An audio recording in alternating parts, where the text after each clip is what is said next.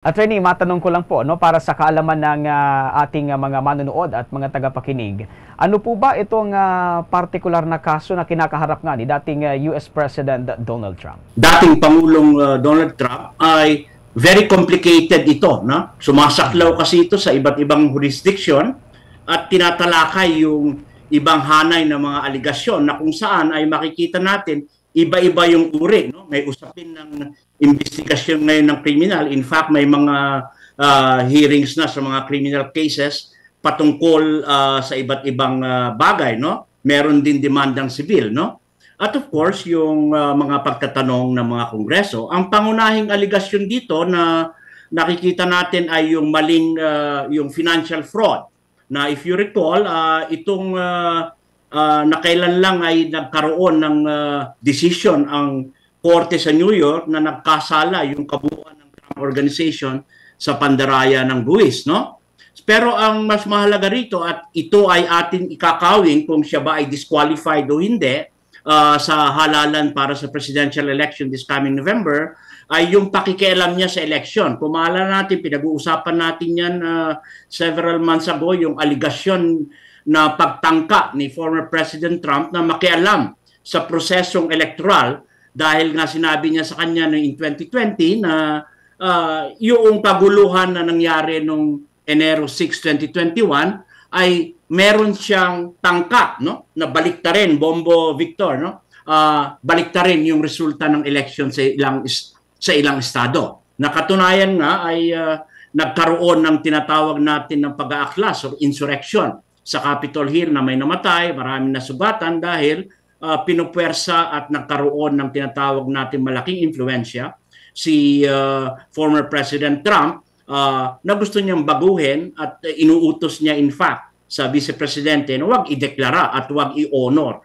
yung resulta ng Electoral Tribunal. No? So, meron pa rin dyan yung pag-handle ng confidential information. No? Kung maalala natin ay mga investigasyon na may mga confidential na dokumento na pagkatapos niyang umalis sa opisina, Bombo Victor, ay isinama niya o meron mga documents na itinago sa kanyang bahay sa Mar-a-Lago or sinama niya sa pag-uwi niya sa Florida, sa Mar-a-Lago. No? So, ano yung ramifikasyon ng political nito? Ito yung mahalaga. Dito sa patong-patong na kaso, in fact, marami na ngayon ang tinatawag natin na hearing dates, no? Criminal, civil, halo-halo na yan, kahit na yung serious case of rape, madidisqualify ba si former Pangulong Trump sa pagtakbo, no? So, mahalaga rito, tignan natin yung tinatawag natin na susog sa saligang batas ng Estados Unidos, no? Ito yung 14th Amendment, yung Section 3, na kung saan sa US Constitution ay nakatalaga doon na kapag ikaw ay nakilahok sa isang pag-aaklas o insurrection laban sa Estado, ay ikaw ay madidisqualify na tumakbo sa halalan. No? Ito ay hindi lamang sa Pangulo, applicable din dito sa Kongreso, sa Senado, etc. Pero tukuyin na natin si Pangulong former President Trump. No? Pero ang question dito ay doon sa interpretasyon, natitiyak ko, Bombo Victor, na ito ay mapupunta sa Korte Suprema. No? Kasi meron na yung question ngayon at merong pinag-uusapan dyan, may kaso dyan, kung madidisqualify ba siya sa halalan o hindi. No? So, itong konteksto nito ay napakahalaga kasi ano ba yung epekto talaga nito? Malaking hamon ito, no? Kasi for the first time, you are looking at the first president after 108 or 118 years na inindict on several criminal cases, no? Pero anong epekto nito sa kandidatura? Sa kandidatura ni former President Trump? Yun ang mahalagang pag-usapan, no? So, yung base niya sa electoral, of course, makikita natin na itong atake, halimbawa, based doon sa electoral base ni former President Trump, maraming makikita na itong atake na nangyayari laban sa kanya ay pwedeng basahin, no? na magpapalakas ng tinatawag natin yung kanyang Republican base, no? Kasi titignan siya na parang martir ng Republican Party. Pero sa pangkalahatan naman, sa halalan ay mananalo ba siya? Hindi. Alam naman natin ang demographics ng electoral politics sa Amerika ay may mga swing voters yan, no? Independents na usually ito mga ganitong controversial na legal na issues na ngayon ay hinaharap ni former President Trump, Bomba Victor, ay malamang ay may hirapan siyang manalo sa eleksyon. And then pangalawa, of course, makikita naman natin yung dynamics, no? So kung matutuloy itong mga kasong kriminal at magkakaroon na nga ng paglilitis itong Marso, no? Sa mga iba't ibang krimen na hindi ko na specifically i-define, ay malaki ang magiging problema ni former President Trump, no? So sa pangkalahatan, ang dapat tignan natin ay mahirap yung Amendment 14 na sinasabi ko, yung pagkakasangkot ni former President Trump, no, sa insurrection or pag-aalsa, kasi kailangan i-define mo yan eh. Ano ba yung insurrection? Ano yung konteksto? At ano yung direct link ng ginawa ni former President Trump? At sinabi niya, before the insurrection ng January 6 at during or after the insurrection, no? So, iyan ay makikita natin. That will be a matter of factual evidence and at the same time, interpretation nga ng insurrection.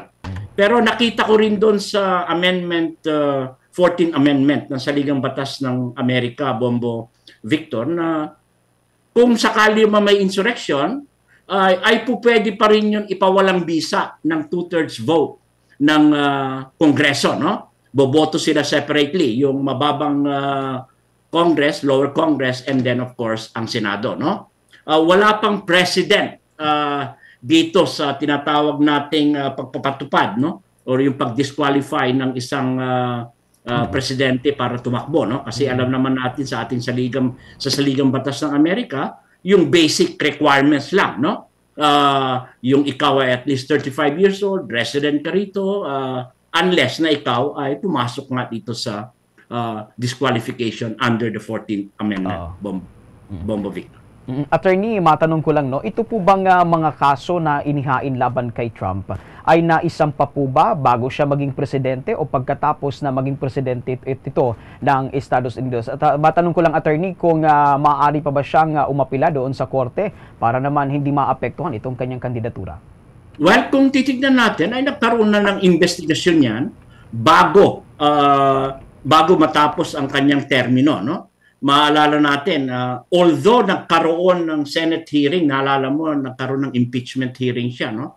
Na sa Kongreso, na kung saan ay hindi naman napatunayan, no? Or hindi siya na-impeach in reality. Pero tuloy-tuloy yung investigation. Ang konteksto ngayon is itong mga hearings na ito na nangyayari na pagdemanda ay natitiyak natin na within the next few months ay magkakaroon ng paglilitis, lalo na doon sa Georgia, yung tinatawag nating may criminal case siya doon na yung nagdikta siya, allegedly, na humahanap siya ng 1,000 boto, no? In his favor, kasi electoral college yung pinag-uusapan natin dito, Bombo Victor, no? So, doon sa context na yon, patuloy itong mga criminal cases. So, ang pinakamahirap dyan, nagkaroon ng aligasyon, of course, ang mga abogado, ang position nila, mga abogado ni former President Trump, na dapat may immunity siya. Pero, again, tuloy-tuloy ang kaso, dineklarang walang immunity siya doon sa mga violations na kinukonsidera na hindi ito official acts of the President. Attorney, may katanungan din ang aking kapartner dito, si Bombo Marlene. Bombo Marlene, go ahead. Attorney Valera, on my part po, makaka-apekto po ba itong kay dating United States President Trump, yung naging desisyon naman ng Manhattan Supreme Court na pagbawalan po itong kanyang pagtakbo, na pagpapatakbo ng negosyo doon sa New York, sa loob daw po yan ng 3 taon? Well, politically, makikita naman natin na may impact yan kasi malalim ang ramification yan, yung tiwala ng tao, context ng trust and accountability, and then at the same time, dahil patong-patong itong mga cases na ito, konektado kasi may mga allies siya at mga kasama niya na nag-plead guilty na, no? Sa mga iba't ibang cases. Ngayon, with respect to that case in New York, maaring civil yan pero may usapin yan ng financial fraud, no? So makikita natin later on yung development na yan, no? So again, ang implication nito ay malalim. Tinitignan ko palagi ito sa konteksto na dahil siya ay tumatakbo na ulit bilang presidente ng Estados Unidos, no? So yung mga malalaki yung hamong legal, katulad ng nabanggit mo, yung disqualification for 3 years, yung pagtatalaga ng business kasi may issue dyan ng mga resources, no? Kaya nga yung aligasyon ng maling gawain sa pananalapi ng Trump Organization, kasama na rin yan, no? Kasi mayroong tinatawag natin dyan na mga alleged criminal activities, no? So, pero gayon pa man, ang nakikita kong mapanganib dito ay kung ang usapin na tinutukoy ay magkakaroon ng malaking lamat, no? At sa Republican Party na kung saan ay sila ay muling magkikilos protesta para suportahan ang kanilang kandidato, no? Pero again, dito sa Amerika naman, alam natin na two-party system dito, may kanya-kanyang followers. Kaya nga nabanggit ko kanina, Bombo Marlin, na sa pangkalahatan ay yung publiko, nakikita nila, nasusuri nila ng gusto itong mga controversial na mga challenges, both legal and political issues na hinaharap ngayon ni former President Trump, no? At saka yung pagpopondo niya ngayon sa mga resources sa kumpanya niya ay magfo-focus dito, no? Sa mga kaso niya na kaya again, bilang observer dito, makikita natin yung dynamics ng primary ngayon, no? Merong primary ngayon sa Republican Party na nanalo si President, no? Yung pagpili ng kandidato ng Republican Party, so presumptive nominee siya, Bombo Marlin. Malamang siya nga ang ihaharap, no? Pero dahil nga sa hinaharap na kaso, of course, kinakailangan maging realistic din ang Republican Party na meron bang alternatibo bukod sa kanya, kung sakali, para lalong lumakas naman sila at magkaroon ng magandang laban against the Democratic Party na ngayon ay alam natin na muling tatakbo ang present President, si Pangulong President Biden, tsaka ang kanyang Vice Presidente, si Vice President Kamala Harris. With that, Attorney Valera, maraming salamat po sa mga impormasyon na ibinahagi mo sa aming mga manonood at mga tagapakinig patungkol nga dito sa kasulukuyang mga kasong kinakaharap dating United States President Donald Trump. Maraming salamat, Bombo Victor and Bombo Marlin, sa pagkakataon. Magandang gabi po sa inyo lahat.